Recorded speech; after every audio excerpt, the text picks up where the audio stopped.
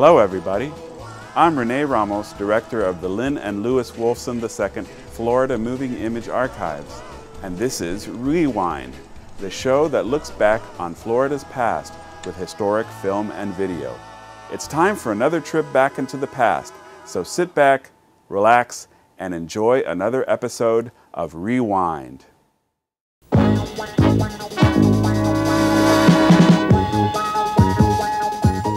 Making it through rush hour traffic on North Kendall Drive is like serving a prison term, and it takes almost as long. Waiting to get public housing in Dade County takes longer than most prison terms. And this expert says, change the immigration laws so we don't have to keep making prisoners out of our refugees. This is Montage. Hello, I'm Joe Abril. We'll try to keep traffic flowing smoothly, and we should be out of here within 6 months. Those are the promises Kendall area residents were given when construction crews started tearing up North Kendall Drive. That was a year ago. And as Diana Gonzalez-DeRuthi reports, construction is still going on. Traffic is still a problem, and area residents are getting more impatient.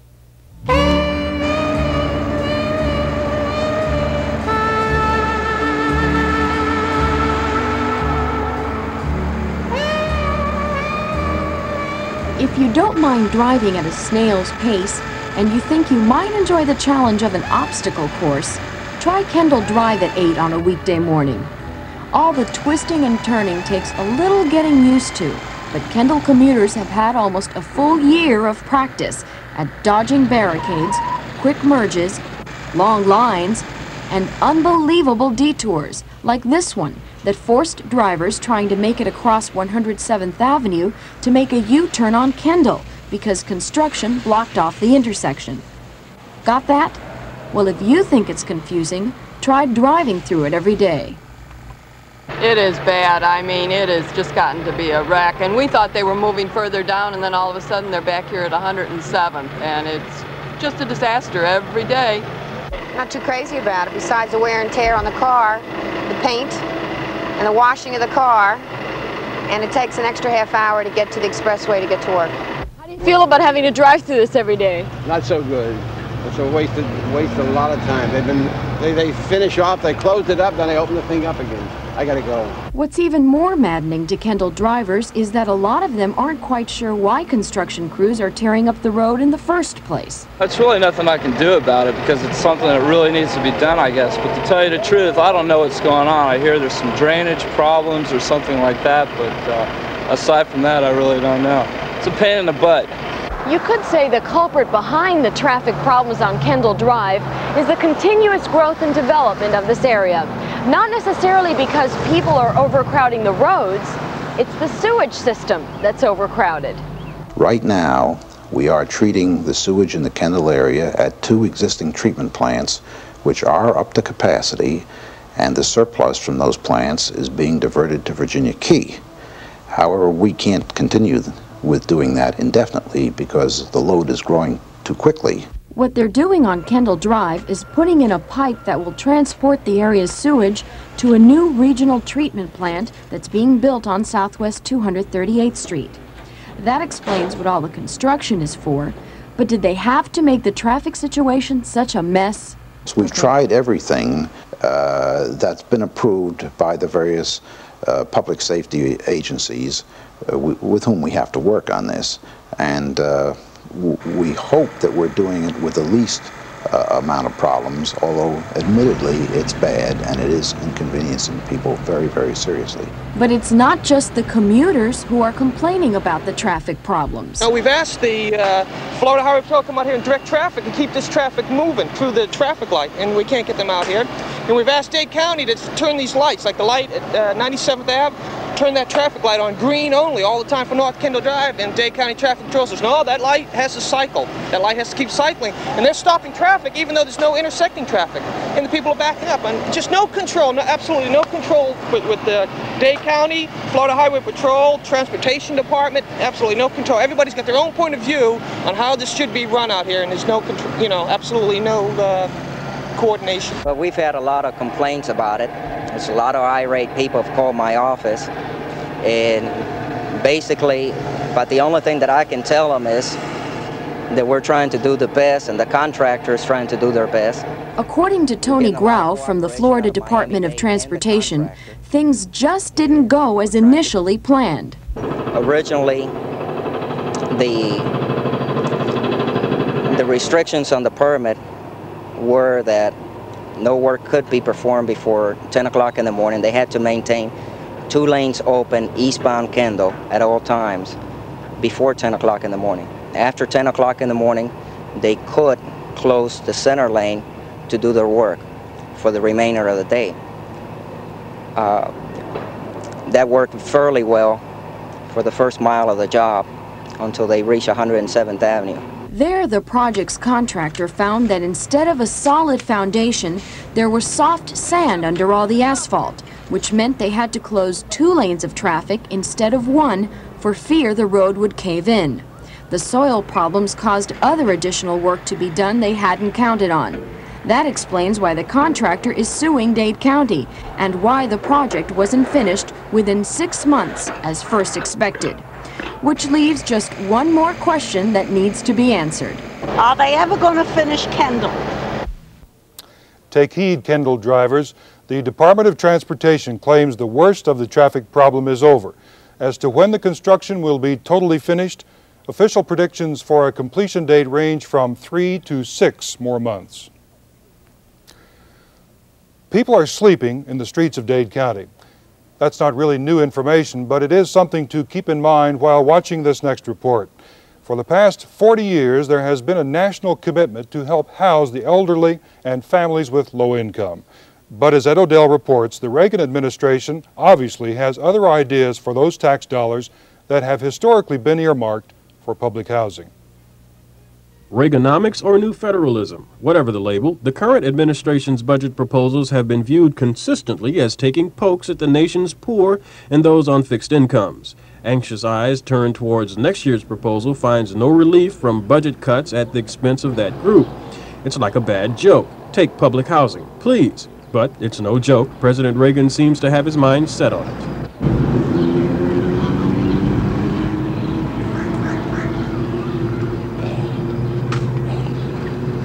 The President has recommended that no funds be appropriated for any more public housing construction, and that inadequate funds be appropriated to help operate public housing.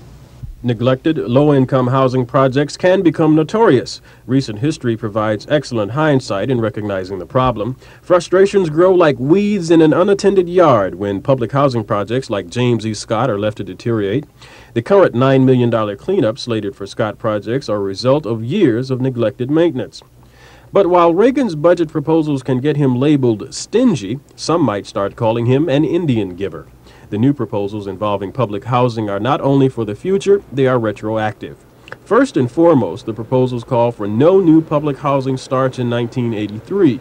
Second, the Federal Office of Housing and Urban Development, HUD, is holding back from local HUDs some 16,000 units proposed for 1982's budget, in anticipation of White House budget managers getting their way and taking those back. And it goes one step further.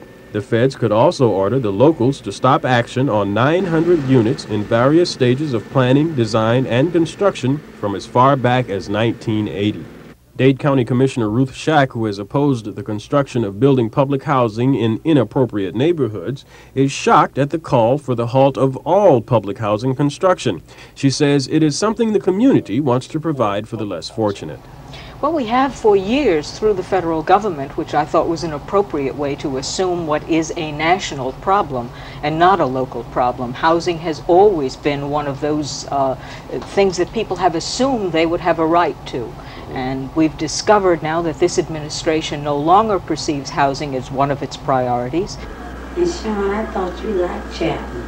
Janola Nairn is one of the lucky 11,000. That's how many units Dade's HUD has spread throughout the county in developments and supplemented private housing. After waiting 6 years, Janola and her 2 daughters moved out of her mother's house and into their own home. She is lucky because she is in, but she is also lucky because had she signed up after last year's budget cuts, her 6-year wait could have been 10. And if she were to join those coming in at the bottom of the list after Reagan's current proposal passes, The wait could be 20 years. Good morning, Dade County Housing. May I help you? If you check by the applications office for low-income housing any weekday, you will find a group of people there waiting to add their names to the growing list of those waiting for public housing units. That list now contains some 28,000 names. Each month, HUD removes 80 names from the top of the list by offering them public housing units, but the problem is that during the same time period, more than 500 names are added to the bottom. Those 80 vacancies a month are due to people moving out of public housing. If the new budget proposals float, turnover will be the only way a person or family could get in. I don't know it definitely. That's why we give you this number to check from time to time and see when we move up on the waiting list, but exactly when they'll begin to your date, I couldn't say. We stopped Arthur Lee Collins outside the applications office to get her opinion on the wait to get into public housing. What's been your experience with trying to get in? Well, every time I come down to ask about it, they give me a different excuse. Say, but so many on the waiting list, and that I'll be hearing from them.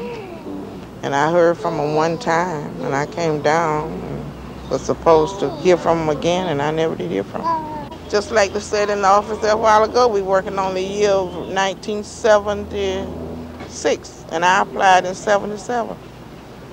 So she said she couldn't guarantee anything, but she'd do her best. But what good is that when you be fixing to be put out of those? Someone once said you can judge a country by how it treats its elderly. So I think that we believe in taking care of our senior citizens through Social Security and medical care and in housing. We should. In terms of families, there are many families in this community who are very successful today who got their start in public housing and moved up the ladder. Anyone who drives the streets and knows anything about this community recognizes that we had an extra 120,000 people dumped on our heads in a matter of weeks, that the community has not been able to keep up with the building to assume those extra people in our community, and that there is no rental housing available any place in Dade County. The rhetoric is that the private sector can do it better than the public sector, and yet there is no way that builders can afford to build in this marketplace with the kinds of rates of interest that are existing in our communities now. Whatever the rhetoric, public housing is facing a bleak future. If county or municipal governments are forced to shoulder the burden of housing the nation's poor and elderly alone, a rise in property taxes is surely the first step.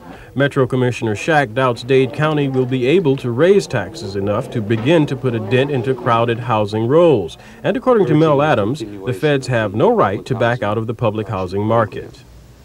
We need the federal government as a partner, and the federal government for 40 years plus has been a partner, and under the new federalism it should continue to be a partner. I'm disabled. I'm on fixed income, and I'm not a well person, and I really need help. I've been here in Miami 37 years, and I think some consideration ought to be taken. And I don't know where you want me to talk about you as president or not, but I think it's awful the way that he's doing, you know. I know he can't do everything, but he could do better. And cutting off all these programs from the poor people, that's awful, you know. Because while they floating around up there in the air, they could be taking that money building some low-rent houses.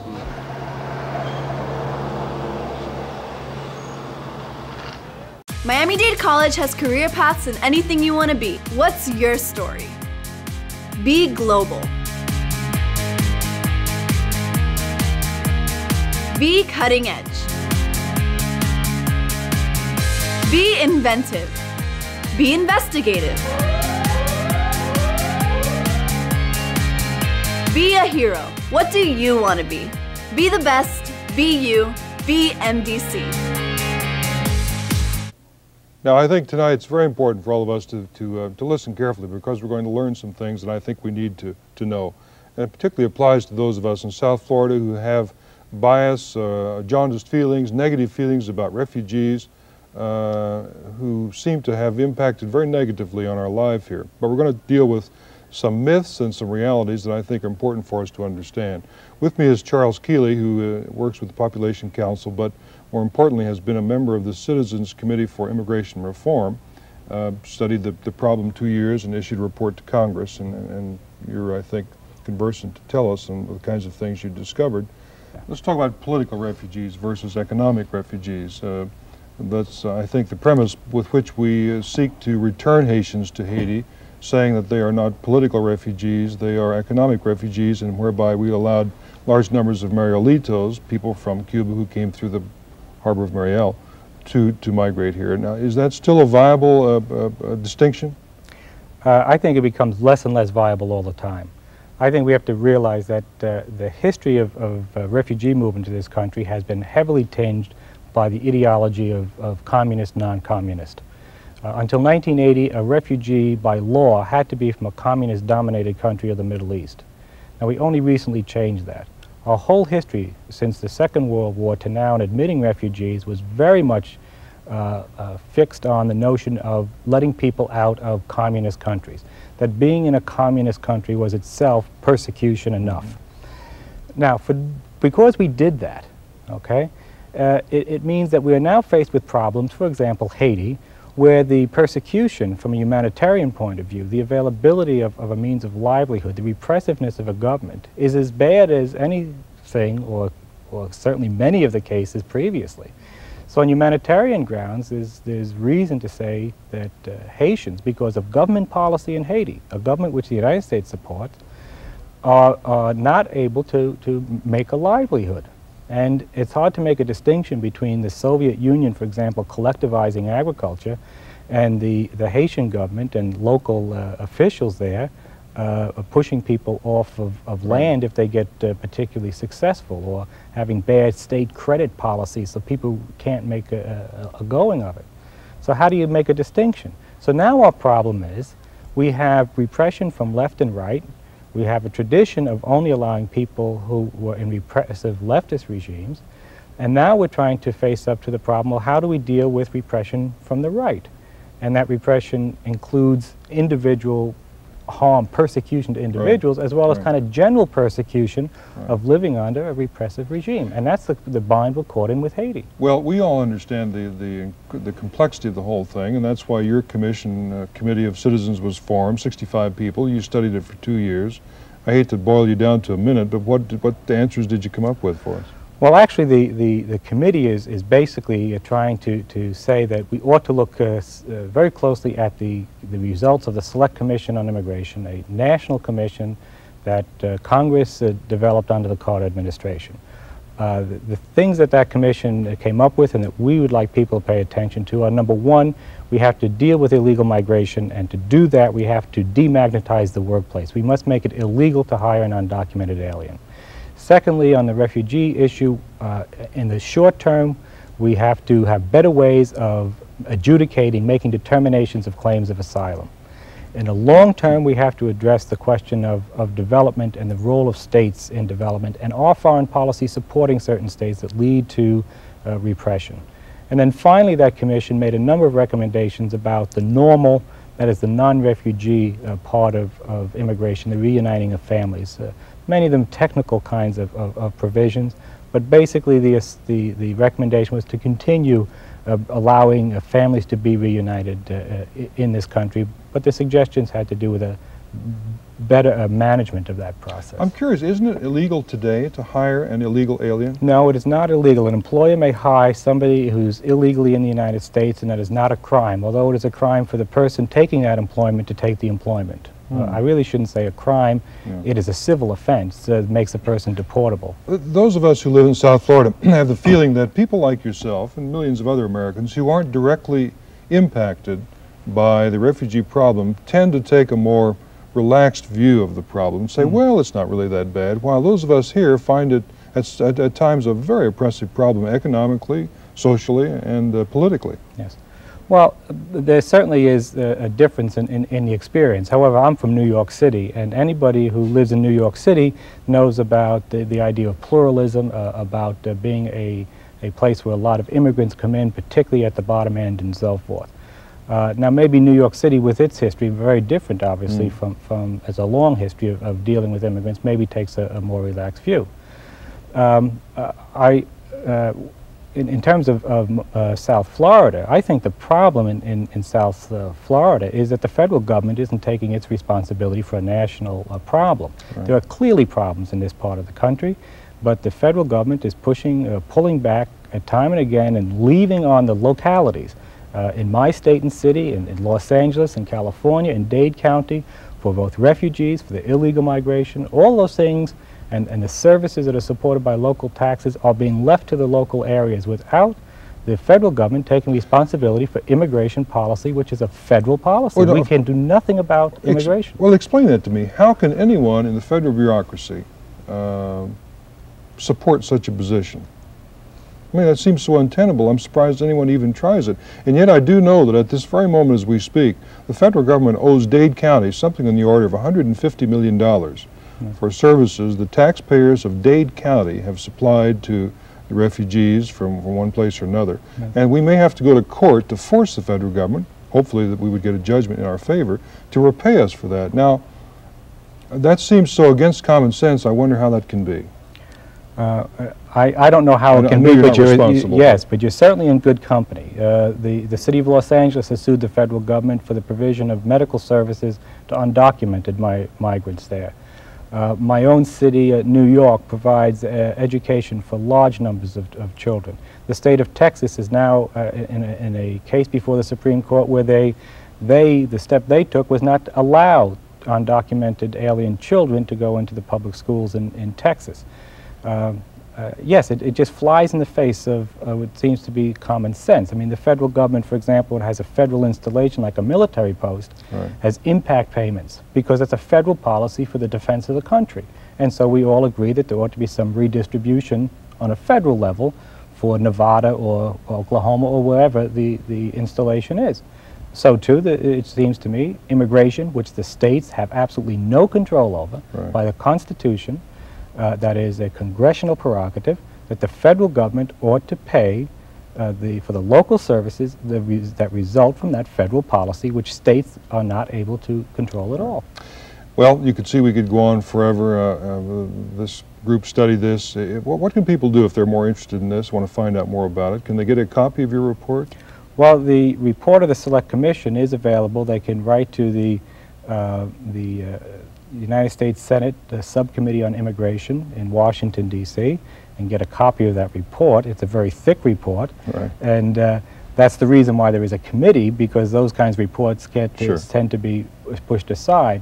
But the general recommendations that I outlined before, they can see those. They can also certainly feel free to be in touch with the Citizens Committee, and also with their state government, particularly in Florida with the refugees. There is a state coordinator here, as well as with their senators and congressmen, because there's legislation pending now on every one of these matters.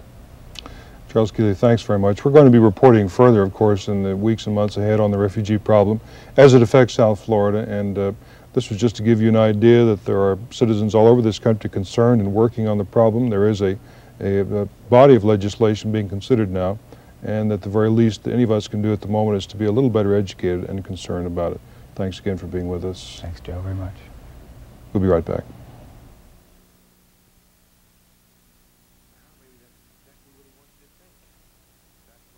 Miami-Dade College has career paths in anything you want to be. What's your story? Be global. Be cutting edge.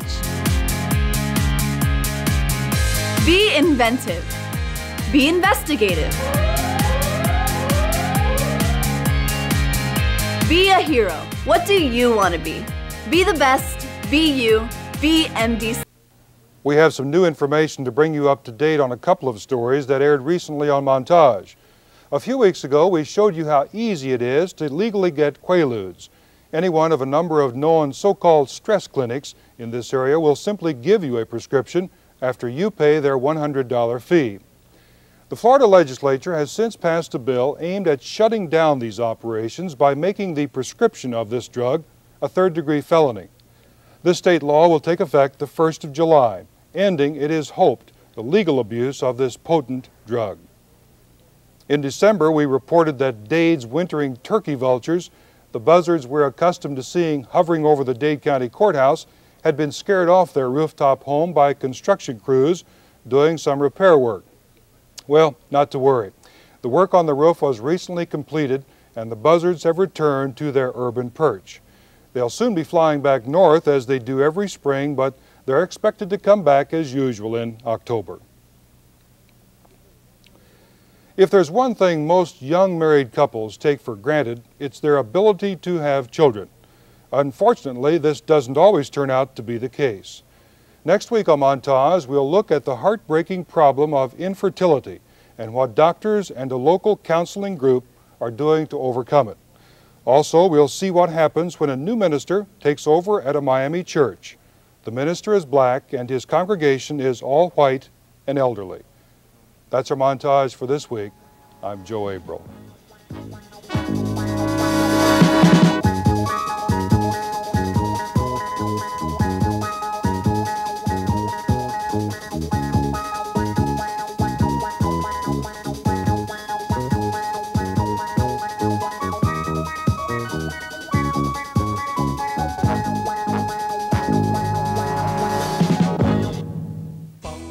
That's about it for this edition of Rewind. Just time to remind you that Rewind features historical film and video from the Lynn and Lewis Wolfson II Florida Moving Image Archives. To see more from the Wolfson Archives collections, visit our website, wolfsonarchives.org. You can search the archives catalog and watch video online. And be sure to connect to our YouTube channel, where you will find hundreds of carefully curated clips, or link to the Wolfson Archives Facebook page to keep up with our busy calendar of historical happenings. Until next time, I'm Rene Ramos. Thanks for watching.